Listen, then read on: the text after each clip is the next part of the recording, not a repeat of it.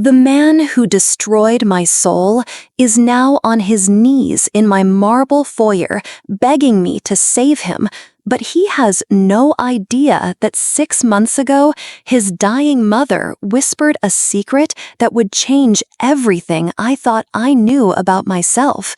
I'm Emma Rodriguez, and I never imagined I'd be standing in this mansion watching my ex-husband Marcus grovel at my feet. 8 years of marriage taught me to make myself small, to apologize for breathing too loudly. Now I'm learning what it feels like to take up space. "Emma, please," Marcus whispers, his once pristine designer suit wrinkled from sleeping in his car. "My parents cut me off completely. I have nothing left." Nothing. The word echoes in my chest because I remember when I was the one with nothing. No voice, no friends, no connection to the grandmother who raised me with such fierce love. Marcus made sure of that, convincing me that Grandma Rosa's old-fashioned values were holding me back. By the time she passed 2 years ago, I hadn't spoken to her in months, and the guilt still burns. But Eleanor Webb saw through her son's mask. This elegant woman I'd met only at family dinners somehow looked past Marcus's charm and recognized the broken girl underneath. When her lawyer called to tell me I'd inherited the Webb estate, the mansion, the businesses, $3 million, I thought it was impossible. It wasn't impossible. It was love. Eleanor left me a handwritten letter explaining why. "Because you remind me of the daughter I lost and the strength I forgot I had." She saw something in me that I couldn't see in myself. The teacher who'd once inspired students, the woman who dreamed of making a difference. Marcus shifts uncomfortably on the cold marble, and I catch my reflection in the hallway mirror. For the first time in years, I don't see a victim. I see Eleanor's chosen daughter standing exactly where I belong. The weight of Eleanor's pearls around my neck feels heavier than the secret they represent. Marcus doesn't know about the letter, doesn't understand why his mother chose him. All he sees is his childhood home slipping through his fingers like sand. "You don't understand what they did to me," he continues, desperation creeping into his voice. "Dad always favored you anyway, said you had more class than their own son." James Webb. The memory of that gentle man still brings warmth to my chest. During those suffocating dinner parties, when Marcus would cut me off mid-sentence or correct my grammar in front of guests, James would catch my eye and wink. He'd ask about my students, remember their names, encourage me to tell stories about the kids who struggled with reading until something finally clicked. Eleanor would lean forward, genuinely interested, while Marcus checked his phone. Those dinners started as monthly obligations that became weekly refuges. The Webb's dining room felt more like home than my own house, where Marcus monitored every bite I took and criticized every opinion I shared. Eleanor began inviting me for afternoon tea, just the two of us, encouraging me to bring my manuscript, the children's book I'd been secretly writing in stolen moments. "Your grandmother would be proud," she'd say, pouring Earl Grey into delicate china cups. "Rosa raised a storyteller." The mention of Grandma Rosa always made my throat tight. Marcus had convinced me that her old-world ways were embarrassing, that her heavily accented English reflected poorly on my education. Slowly, shamefully, my visits to her tiny apartment became less frequent. Phone calls grew shorter. When she'd speak Spanish during our conversations, the language that had been our secret bond, I'd feel Marcus's disapproval even when he wasn't in the room. Eleanor seemed to understand this without explanation. She'd share stories about her own immigrant grandmother, how strength could be passed down through generations like precious heirlooms. Sometimes she'd speak to the housekeeper in fluent Spanish, glancing at me with knowing eyes. The abuse escalated so gradually that recognizing it felt impossible. Marcus never hit me. His weapons were subtler. Canceling dinner plans with friends without telling me, opening my mail before I could see it, gradually taking over our finances until I had to ask permission for grocery money. When colleagues stopped calling, when my sister grew distant, when even my reflections seemed foreign, Marcus convinced me it was natural. Marriage required sacrifice. Independence was selfish. The night everything shattered started like any other. Returning from a particularly humiliating dinner where Marcus had publicly corrected my pronunciation of bruschetta, I found Eleanor's number on our caller ID. She'd phoned 6 times in 2 hours, unprecedented for a woman who respected boundaries. Marcus snatched the phone from my hands. "Mother, she's fine. Yes, I'll tell her you called." He hung up without letting me speak. That small act of control, so seemingly insignificant, finally broke something inside me. When he went to shower, I called Eleanor back. "Darling," she whispered, her voice shaking with urgency, "I need you to listen carefully.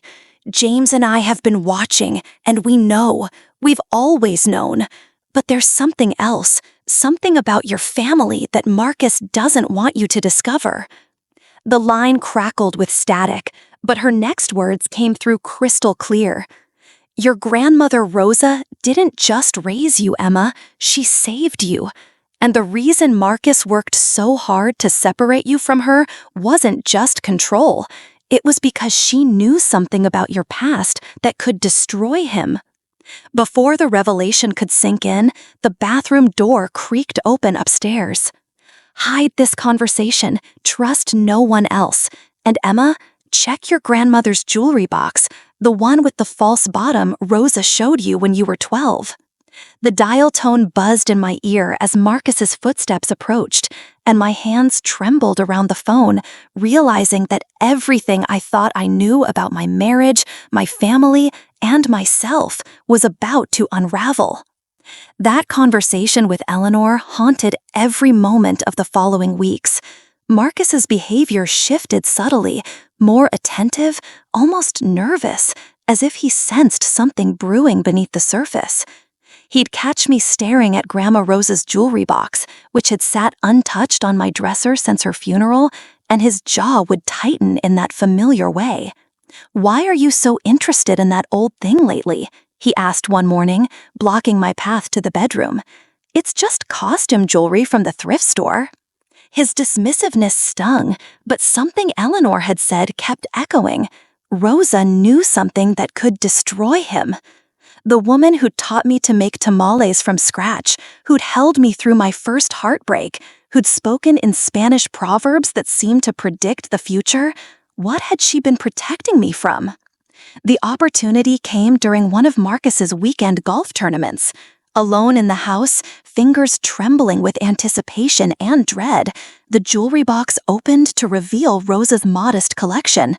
Beneath the tray of simple earrings and her confirmation cross lay the false bottom she'd shown me decades ago, where she'd hidden $20 bills for my college fund. This time, the hidden compartment contained something far more valuable than emergency money. Birth certificates, hospital records, legal documents, bearing names that made no sense until they did. The papers told a story that rewrote everything. Rosa hadn't been my grandmother by blood.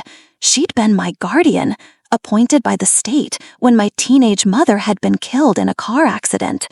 And my mother's maiden name, printed in faded typewriter ink, was Webb, Eleanor's daughter, Marcus's sister. The room spun as the implications crashed over me like a tsunami. Marcus had married his own niece. Whether he'd known from the beginning or discovered it later, he'd spent 8 years lying about the most fundamental truth of my identity. No wonder he'd worked so hard to separate me from Rosa. She was the only person who knew the secret that could send him to prison.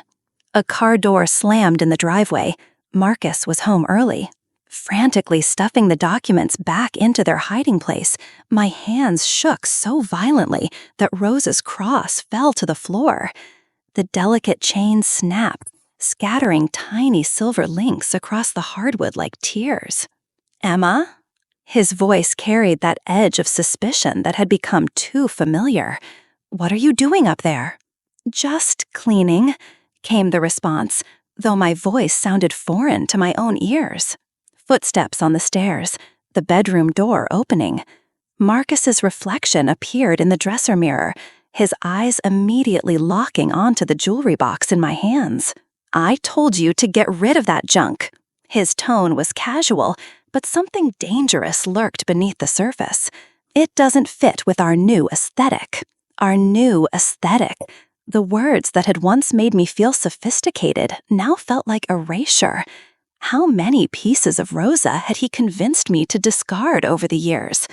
Her recipes were too ethnic. Her photographs made the walls look cluttered. Her language was inappropriate for my professional image. Rosa left it to me. The words came out stronger than expected. "It stays." Marcus stepped closer, and for the first time in our marriage, he didn't intimidate me. The knowledge burning in my chest felt like armor. This man who'd made me question my own worth, who'd convinced me that my heritage was something to hide, who'd isolated me from the only family I'd ever known, he was the fraud, not me. "We need to talk about your attitude lately." His hand moved toward the jewelry box, but something in my expression stopped him. "You've been different since my parents died. Distant, almost defiant." Different. The word tasted like freedom. "Maybe grief affects people in unexpected ways," came the careful response, each word chosen like stepping stones across dangerous water. His eyes narrowed, studying my face for cracks in the facade. After 8 years of marriage, he knew my tells. The way my left eye twitched when I lied, how my voice rose when I felt cornered. But this time, something had fundamentally shifted. Rosa's truth had given me a foundation he couldn't shake. "I'm going to make dinner," he announced finally, backing down in a way that felt unprecedented. "We'll discuss this later." As his footsteps faded down the hallway, the broken chain of Rosa's cross caught the late afternoon light streaming through the window. Each scattered link looked like a breadcrumb trail leading back to the truth and forward to whatever came next. The woman staring back from the mirror no longer looked like Marcus's wife. She looked like Rosa's granddaughter, Eleanor's niece, and someone who was finally ready to reclaim her name. The silence at dinner stretched like a taut wire between us. Marcus carved his steak with surgical precision, each cut deliberate and controlled, while the weight of Rosa's documents seemed to pulse from the bedroom above. Every clink of silverware against china sounded amplified in the suffocating quiet. "The Hendersons called," he said finally, not looking up from his plate. "They're having a barbecue next Saturday. I told them we'd bring your famous potato salad." Famous potato salad, Rosa's recipe, passed down through generations, the one he'd initially called too heavy and ethnic until his colleagues raved about it at the first office party. Now it was suddenly mine, stripped of its heritage like everything else he'd systematically erased. "Actually, I might not be available Saturday." The words surprised even me, spoken with a confidence that felt borrowed from someone stronger. His fork paused midway to his mouth. "What do you mean, not available? We don't have any plans." Maybe it's time we started making separate plans occasionally. The suggestion hung in the air like smoke from a fire that had finally caught. Marcus set down his utensils with the careful control of a man fighting not to explode. His face cycled through expressions: confusion, irritation, and something else: fear. "Who have you been talking to?" The question came sharp and accusatory. Is this about my mother's will? Because I've been thinking about contesting it. That money should have come to me, and we both know it. The casual way he dismissed Eleanor's final wishes revealed everything about his character. This wasn't grief speaking, it was entitlement. The same entitlement that had convinced him he could marry his own niece and reshape her into someone completely different. Eleanor was very clear about her intentions. She left detailed explanations for her decisions. Something flickered across his features, a micro-expression that lasted only a second, but confirmed every suspicion. He knew.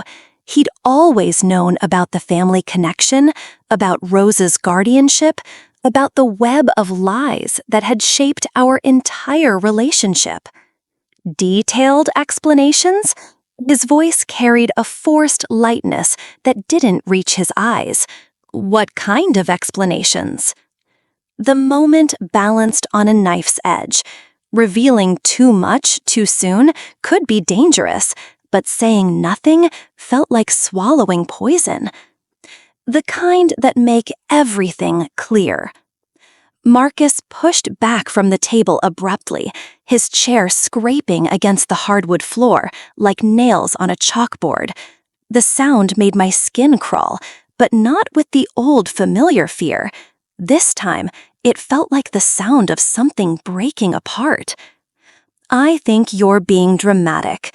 He began clearing plates with aggressive efficiency. Grief can make people imagine things, create connections that don't exist. Maybe you should talk to someone professional about these fantasies.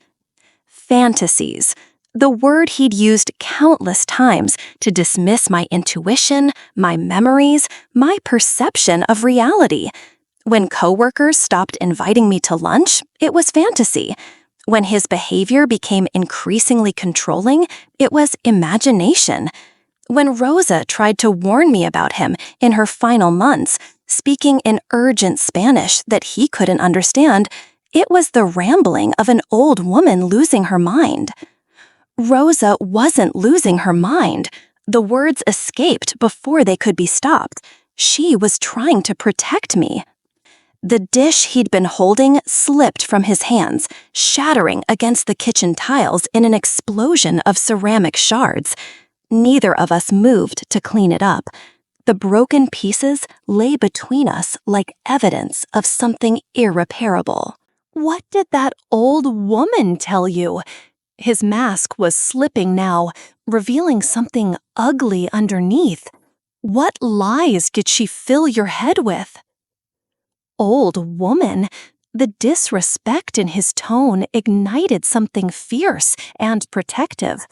Rosa had been the most dignified person either of us had ever known, a woman who'd sacrificed everything to raise a child who wasn't her blood, who'd worked 2 jobs to put that child through college, who'd loved with the fierce devotion of someone who understood that family was about choice, not genetics.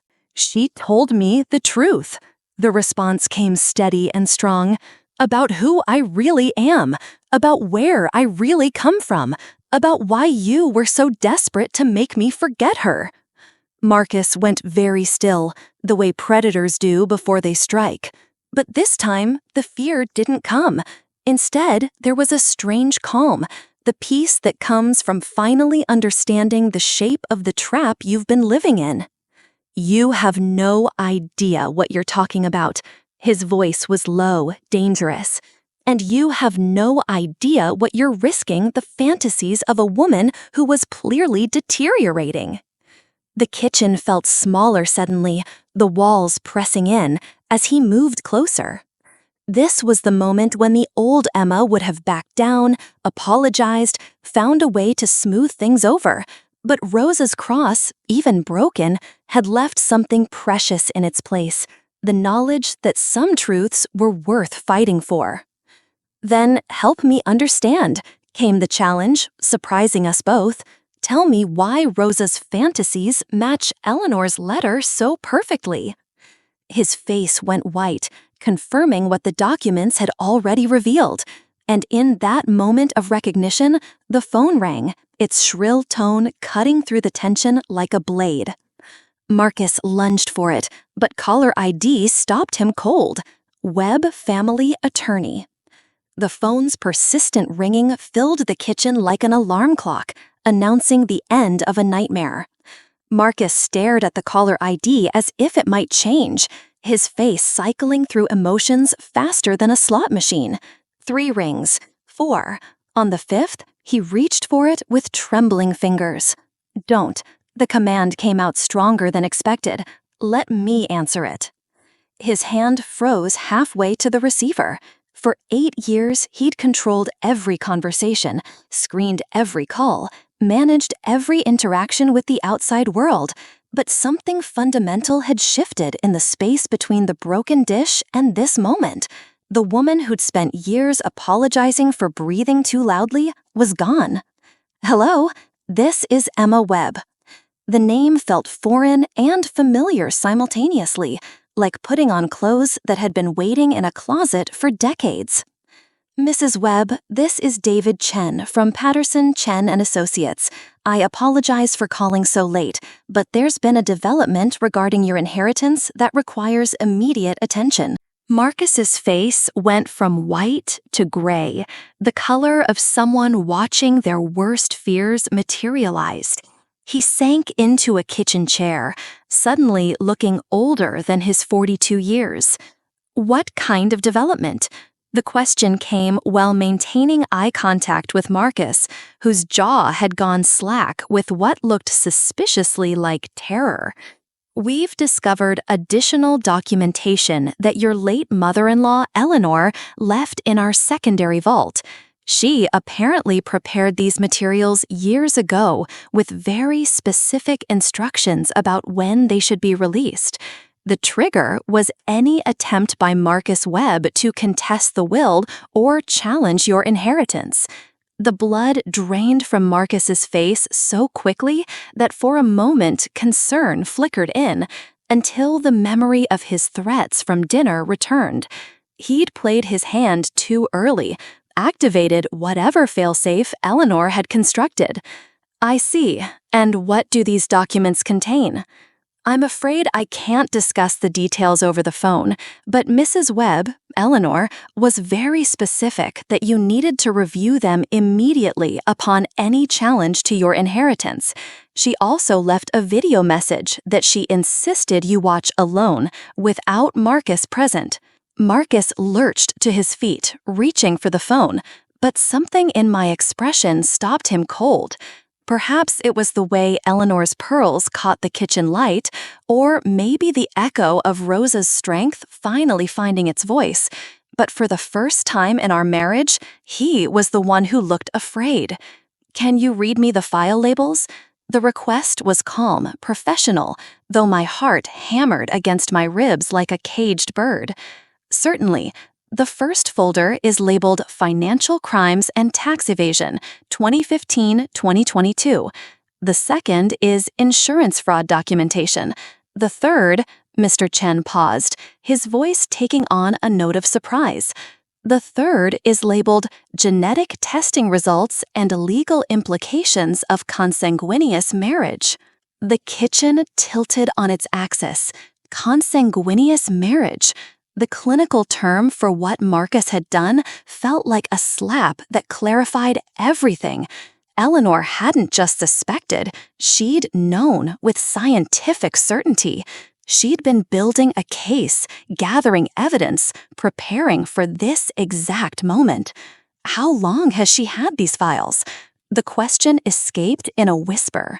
According to the dates, she's been collecting documentation for approximately 7 years. She seems to have initiated genetic testing shortly after your marriage, using samples from, let me check, medical records obtained during routine family physicals. 7 years, almost the entire length of the marriage. Eleanor had been watching, documenting, protecting.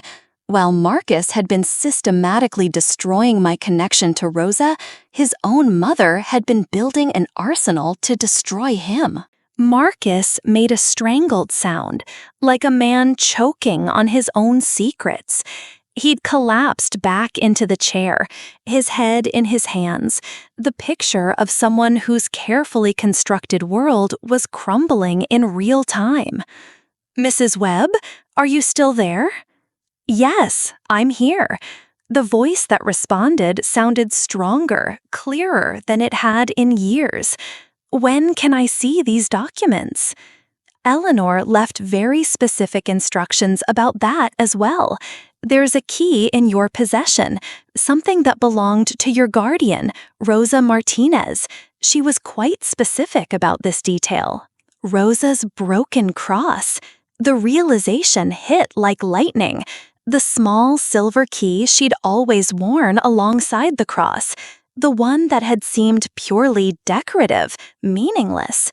Rosa and Eleanor had been working together, planning for this moment, preparing for the day when the truth would finally surface.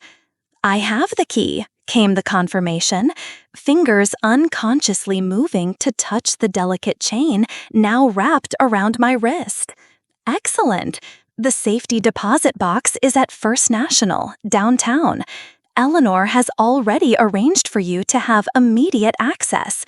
She also left instructions that if Marcus attempts to accompany you or interfere in any way, additional evidence should be immediately forwarded to both the FBI and the State Attorney General's office. Marcus's head snapped up at the mention of federal authorities, his eyes wide with panic. This wasn't just about inheritance anymore. This was about criminal charges, prison time, the complete destruction of everything he'd built on lies and manipulation. "Mr. Chen, one more question. Did Eleanor leave any instructions about Marcus's safety or well-being during this process?" The lawyer's pause was telling. She did. Her exact words were, "My son made his choices. Emma deserves to make hers with complete information and absolute freedom." As the line went dead, Marcus's shoulders began to shake, but whether from rage, fear, or something else entirely remained to be seen. "Get your coat," the instruction came, calm and clear. "We're going to the bank, together." The drive to First National Bank passed in suffocating silence, Marcus gripping the steering wheel like a lifeline while his world collapsed around him. Every red light felt like a reprieve, every green light like a step closer to Judgment Day. The downtown streets, usually bustling with evening traffic, seemed eerily quiet, as if the universe itself was holding its breath. "You don't understand what you're about to unleash," he said finally, his voice hoarse with desperation. "My mother was vindictive. She never forgave me for marrying beneath our family status." Beneath their status? The words would have once cut deep, but now they felt like confirmation of Eleanor had been trying to protect me from. A man who could speak about his wife that way had never seen her as an equal, never mind a beloved partner. "Eleanor loved me more in 3 years than you did in 8. She saw something in me that you spent years trying to destroy." The bank's imposing facade loomed ahead, its classical columns and brass fixtures speaking of old money and older secrets. Marcus pulled into the parking garage with jerky, uncertain movements, his usual confident driving replaced by the hesitation of someone approaching his own execution. Inside the bank's marble lobby, the evening security guard led us through a maze of corridors to the safety deposit box vault. The institutional lighting cast harsh shadows, making everything feel surreal, like walking through a museum exhibit of someone else's life. "Box 847, the guard announced, consulting his clipboard. Mrs. Webb left very specific instructions that only Emma Rodriguez Webb could access the contents. "Sir, I'm afraid you'll need to wait in the lobby." Marcus's face flushed with the particular rage of a man accustomed to getting his way. "That's my family name on that box. I have rights." "According to our records, you were specifically excluded from access by the box holder." The guard's tone remained professionally neutral, but his stance suggested he'd dealt with similar situations before. "Ma'am, if you'll follow me." The safety deposit box room felt like a tomb, all polished steel and fluorescent lighting. Rosa's tiny key trembled in my fingers as it slid into the lock, clicking open with a sound that seemed to echo through decades of hidden truths. Inside lay 3 thick manila folders, exactly as Mr. Chen had described, along with an envelope marked "For Emma's Eyes Only" in Eleanor's elegant handwriting. Beneath everything sat a small digital recorder and a DVD labeled "The Truth About Your Mother." The first folder opened to reveal bank statements, tax documents, and correspondence that painted a picture of systematic financial fraud. Marcus had been embezzling from his own construction company, falsifying insurance claims, and hiding assets in offshore accounts. The documentation was meticulous, gathered over years of patient investigation. But it was the second folder that made the blood drain from my face. Medical records, DNA test results, and a birth certificate that had been hidden for 37 years, revealing that my mother, Eleanor Webb, had died in a car accident when I was 6 months old, not as a teenager, as Rosa had always told me. The genetic testing results were stark and undeniable. Marcus and I shared enough DNA to be first cousins. Eleanor had somehow obtained samples from both of us, confirming what she'd suspected from the moment Marcus brought me home for the first time, and she'd noticed my resemblance to her deceased daughter. Elena was the light of our lives. Eleanor's voice came from the digital recorder, recorded with the shaky timbre of someone facing their final days. When she died, we thought we'd lost the last piece of her forever. Then Marcus brought you home, and I saw her eyes looking back at me. I knew immediately, but James convinced me to wait, to gather proof before we acted. The recording crackled with static as Eleanor's breathing became labored. Rosa agreed to help us document everything. She loved you like her own flesh and blood, and she was terrified of what Marcus might do if he discovered the truth too early. We had to wait until you were strong enough to handle it. Strong enough? The phrase echoed in the sterile room as tears blurred the pages of evidence. All those years of feeling weak, diminished, less than, Eleanor and Rosa had been preparing me for this moment when I'd need to be stronger than I'd ever imagined possible. The third folder contained correspondence between Eleanor and various attorneys, investigators, and federal agencies. She'd been building a criminal case against Marcus for years, waiting for the right moment to strike. The consanguineous marriage was just one crime among many, but it was the one that would destroy his reputation and social standing most completely. If you're hearing this recording, it means Marcus has made his move against your inheritance, Eleanor continued. It means he's shown his true nature at last, and you're finally ready to see it clearly. I'm sorry we couldn't protect you from all of this, darling, but your mother's strength runs in your veins, and Rosa's love has made you unbreakable. The DVD contained hours of secretly recorded conversations between Marcus and his business associates, discussing fraudulent insurance claims and tax evasion schemes. Eleanor had been more thorough than any federal investigator, more patient than any prosecutor. In the final envelope was a handwritten letter that began, "My dearest Elena's daughter, by the time you read this, you'll know that love sometimes requires the courage to destroy what appears beautiful in order to reveal what is truly precious." The elevator ride back to the lobby felt like ascending from an underwater cave toward the surface. Each floor brought a deeper understanding of the scope of Eleanor's love and the magnitude of Marcus's betrayal. He'd married his own cousin, stolen from his family's business, and spent 8 years psychologically destroying the niece she should have protected. Marcus stood when the elevator doors opened, his face a mask of forced composure that couldn't quite hide the desperation underneath. Well, was it everything my vindictive mother promised? It was everything she warned me it would be.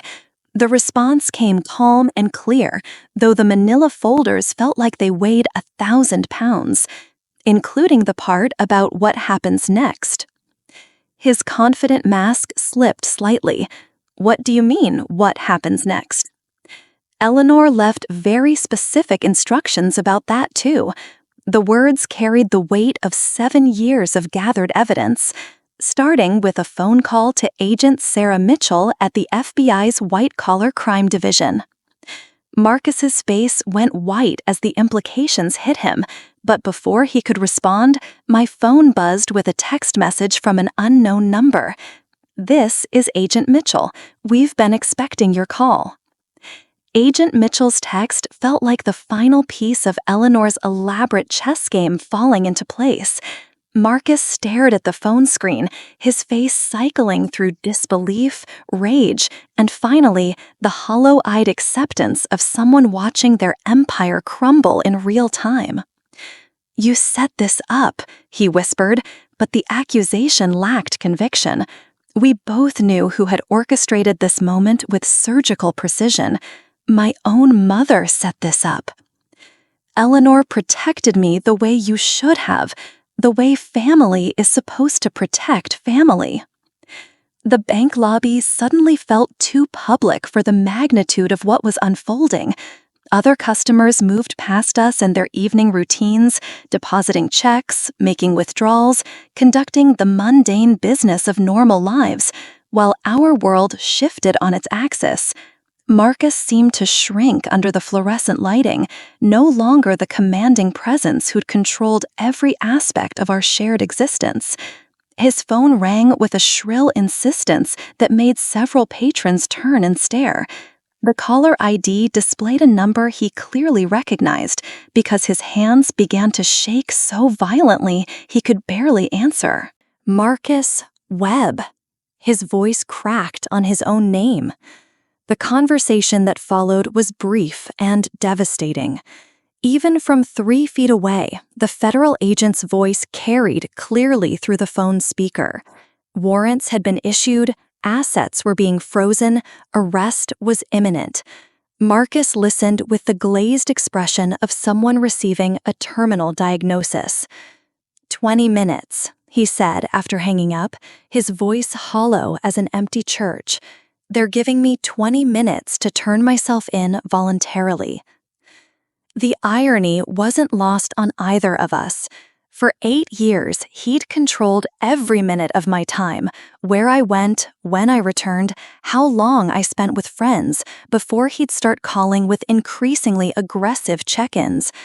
Now, federal agents were dictating his schedule with the same authoritarian precision he'd once wielded over me.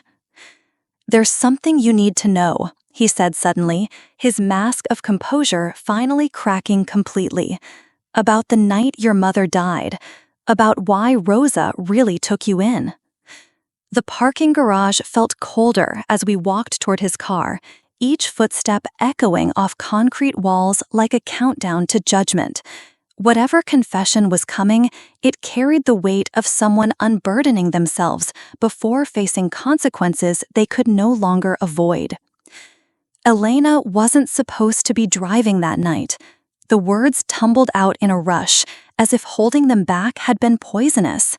She was supposed to be home with you, but she'd discovered something about the business, about what my father and I had been doing with the company finances.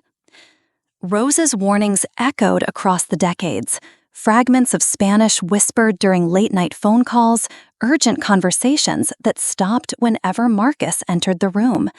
She'd known more than anyone realized, carried secrets that had shaped every decision she'd made about my upbringing. Elena confronted my father that night, threatened to expose everything unless he made it right. Marcus's confession continued as he unlocked the car with trembling fingers. She was driving to the police station when the accident happened. Rosa always suspected it wasn't really an accident. The pieces clicked together with sickening clarity. Eleanor's 7-year investigation hadn't just been about protecting me from Marcus. It had been finally getting justice for her daughter's death. The genetic testing, the financial documentation, the patient gathering of evidence, all of it had been building toward this moment when the truth would finally surface. Rosa spent 37 years raising the daughter of a woman who died trying to expose our family's crimes. His laugh was bitter, self-loathing. And I spent 8 years married to my own cousin, never realizing that every day was bringing us to this reckoning.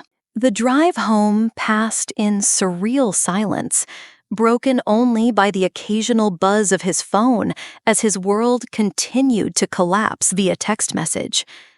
Business partners were cutting ties, investors were pulling out, colleagues were distancing themselves with the ruthless efficiency of people protecting their own interests. Eleanor's mansion, my mansion now, looked different in the evening light. The imposing facade that had once intimidated me now felt like a fortress, a stronghold built by a woman who'd spent decades planning for justice. Every window seemed to glow with the memory of her presence, every carefully tended garden bed a testament to her patience and determination. "I never meant for it to go this far," Marcus said as we sat in the circular driveway, the engine ticking as it cooled. "I told myself you were happier not knowing about Eleanor, about the connection to our family. I convinced myself that keeping you in the dark was protecting you." But protection had never been his motivation. Control had been the driving force, the intoxicating power of reshaping someone's entire reality to serve his purposes. The same impulse that had led him to steal from his own company, defraud insurance companies, and systematically destroy the evidence of his crimes. "Rosa never stopped loving you," he continued, his voice barely audible. "Even when I convinced you to pull away from her, she kept asking about you, kept hoping you'd remember who you really were." The cruelest irony was that Rosa had died without seeing this moment, without knowing that her patient love and Eleanor's meticulous planning would eventually converge to give me back my true identity. She'd passed away, still carrying the weight of secrets, still protecting the granddaughter who'd grown distant under Marcus's influence. "The FBI will want to interview you," he said finally, "about what you knew, when you knew it, whether you participated in any of the financial crimes." "I know." The response came calm and certain. Eleanor prepared me for that too. As if summoned by our conversation, headlights swept across the driveway. 2 black sedans pulled up behind us, their occupants moving with the purposeful efficiency of federal agents who'd been planning this moment for months. But as Agent Mitchell approached the car, her expression wasn't what either of us expected. Instead of the grim satisfaction of an agent making a long-awaited arrest, her face carried something that looked almost like sympathy. "Mrs. Webb," she said, tapping on the passenger window, "we need to talk. There's been a development that changes everything about this case." Agent Mitchell's development turned out to be the final gift Eleanor had left, a recorded confession from James Webb made shortly before his death, admitting to the insurance fraud and implicating Marcus as an unwilling participant who'd been blackmailed into compliance. The confession painted a picture of a son trapped by his father's crimes rather than an architect of them, though it didn't excuse the marriage or the years of psychological abuse.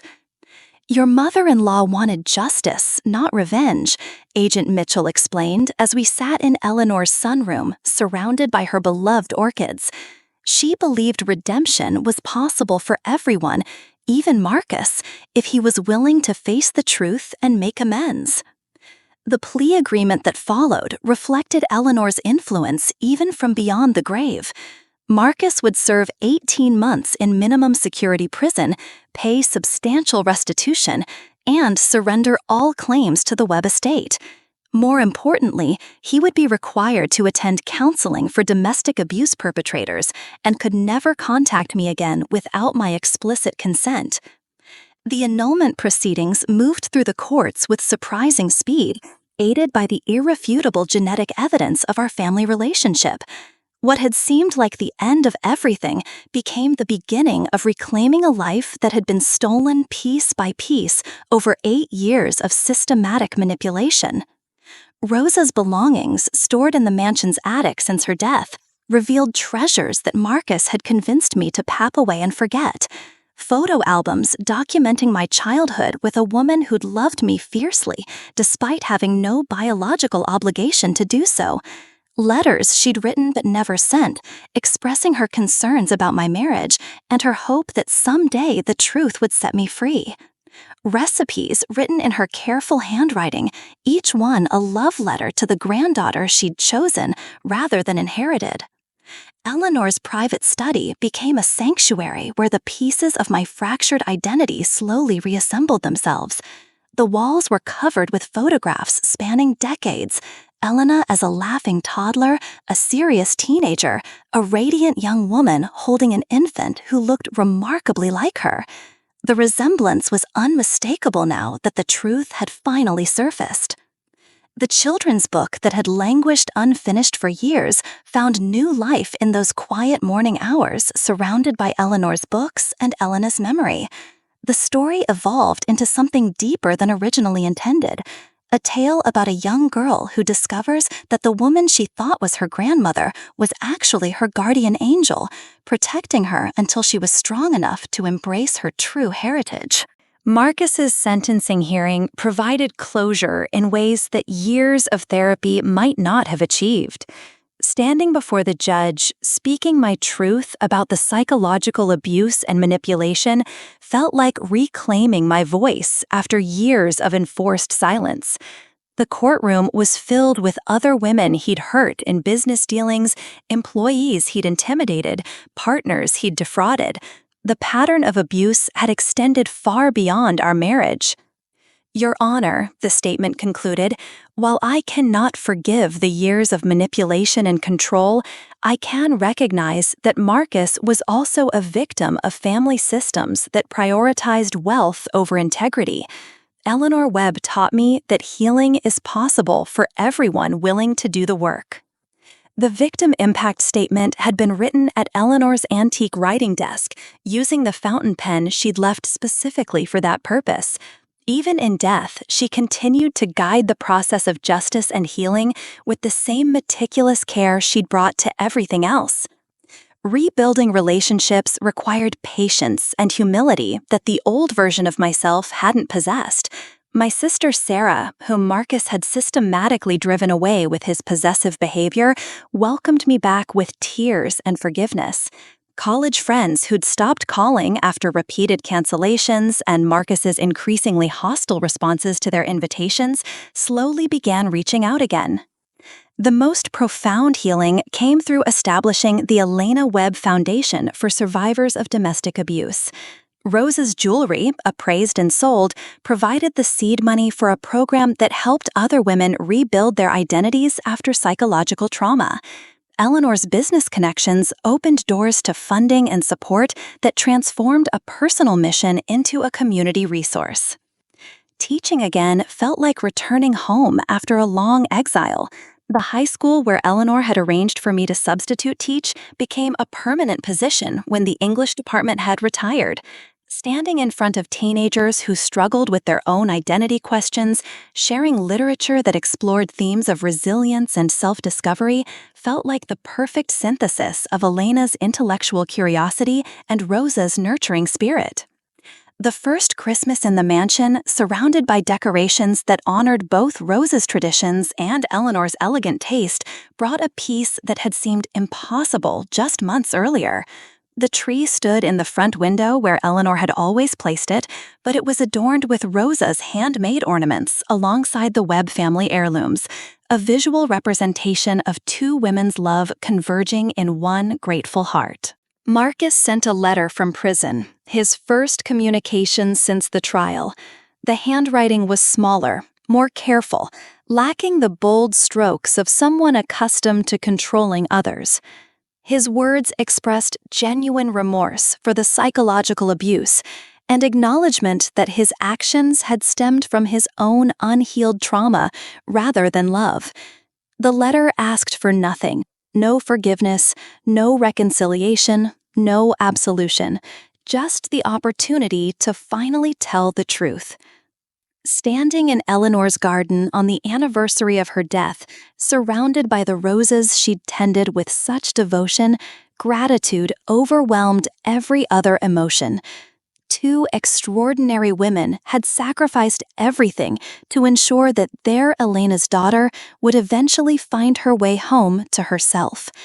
The broken girl who'd married her own cousin had transformed into a woman who understands that love sometimes requires the courage to destroy what appears beautiful in order to reveal what is truly precious.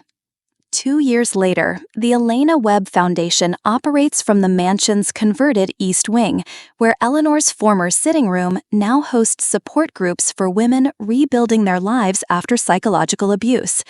The sound of healing conversations drifts through halls that once echoed with secrets and silence, transforming the space into something Eleanor and Rosa would have celebrated. The Foundation's flagship program pairs survivors with mentors who understand the particular challenges of reclaiming an identity after systematic erasure. Each woman receives a Rosa box, a beautiful wooden container filled with tools for rediscovering herself, a journal, a disposable camera for capturing moments of joy, art supplies for expressing emotions that have no words, and a small silver key as a reminder that she holds the power to unlock her own future. Teaching has evolved into something more profound than career restoration. The curriculum now includes units on recognizing manipulation in literature and life, helping students identify the warning signs that might protect them from future harm. When a shy sophomore admits that her boyfriend monitors her text messages, the conversation that follows plants seeds that might bloom into self-advocacy years down the road. Book signings for The Guardian's Gift, the children's story finally published 3 years after its completion, draw audiences of mothers and daughters who see themselves reflected in the tale of a girl discovering her true heritage.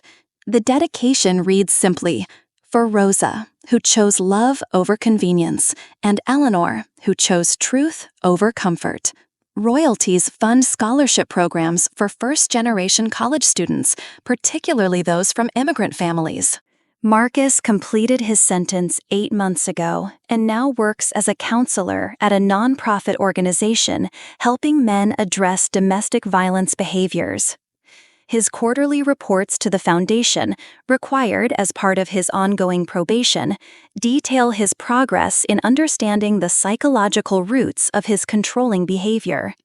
The work appears genuine, though forgiveness remains a distant possibility rather than a current reality. Relationships bloom in ways that feel miraculous after years of enforced isolation. Coffee dates with former colleagues who'd been systematically driven away. Phone calls with college roommates who'd given up trying to maintain contact through Marcus's interference. Family dinners with Sarah and her children, who now know their Aunt Emma as someone vibrant and present rather than the diminished shadow she'd become. The mansion's guest rooms frequently host women transitioning from the Foundation's programs into independent living. Rosa's former sewing room has been converted into a nursery for clients with young children, painted in soft yellows and greens that speak of hope and new beginnings. Eleanor's extensive library provides refuge for women rediscovering their love of reading after partners who'd criticized their intelligence or dismissed their interests. Speaking engagements at universities and women's organizations have become opportunities to share not just personal transformation, but practical strategies for recognizing psychological manipulation. The presentations always include photos of Rosa and Eleanor, honoring the women whose love created space for healing, even in their absence.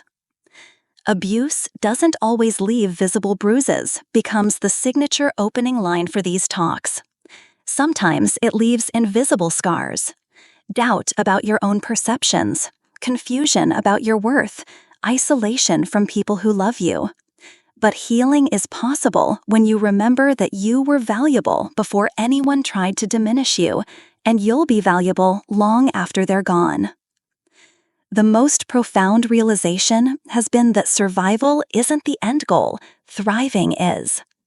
Rosa's fierce protectiveness and Eleanor's patient planning weren't just about escaping Marcus's control. They were about ensuring that Elena's daughter would eventually claim the fullness of her inheritance, not just money and property, but the capacity for joy, purpose, and authentic connection. Standing before audiences of women hungry for hope, sharing the story of how love can triumph over manipulation and truth can triumph over lies feels like the perfect synthesis of everything Rosa taught about resilience and everything Eleanor demonstrated about strategic patience. If you're watching this and recognizing yourself in my story, please know that you deserve love that builds you up rather than tears you down. You deserve relationships that celebrate your strength rather than exploit your vulnerabilities. And most importantly, you deserve to remember who you were before anyone tried to convince you that you were less than enough. Your story isn't over. It's just waiting for you to reclaim the pen.